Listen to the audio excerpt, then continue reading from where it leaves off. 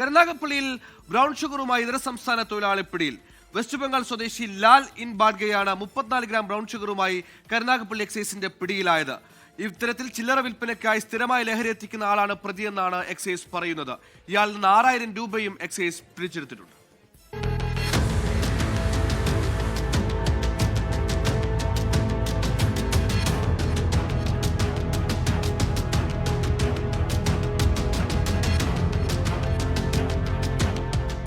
Karunagappally excise range inspector ലതീഷ്യസിന്റെ നേതൃത്വത്തിൽ ആദിനാട് കൊച്ചാലുമൂട് ഭാഗത്ത് നടത്തിയ പെട്രോളിംഗിനിടെയാണ് ബ്രൗൺ ഷുഗറും കഞ്ചാവുമായി 25-കാരൻ പിടിയിലായത്. 38.7 ഗ്രാം ബ്രൗൺ ഷുഗറിന് പുറമെ 0.6 ഗ്രാം കഞ്ചാവും പിടികൂടി. വിപണിയിൽ 1.25 ലക്ഷത്തോളം രൂപ വില വരുന്ന മയക്കുമരുന്നാണ് പിടിച്ചെടുത്തത്. മയക്കുമരുന്ന് വിൽപ്പനയിലൂടെ സമ്പാദിച്ച 6280 രൂപയും കണ്ടെത്തി.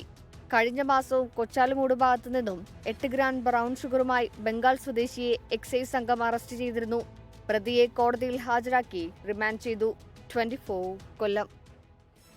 ലോകത്തെവിടെയായാലും ഏത് സമയത്തും 24 വാർത്തകളും ഓഗ്മെന്റഡ് റിയാലിറ്റി പാക്കേജുകളും എക്സ്പ്ലെയിനറുകളും വിശദമായി കാണാൻ ഞങ്ങളുടെ യൂട്യൂബ് ചാനൽ നിങ്ങൾക്ക് സബ്സ്ക്രൈബ് ചെയ്യാം.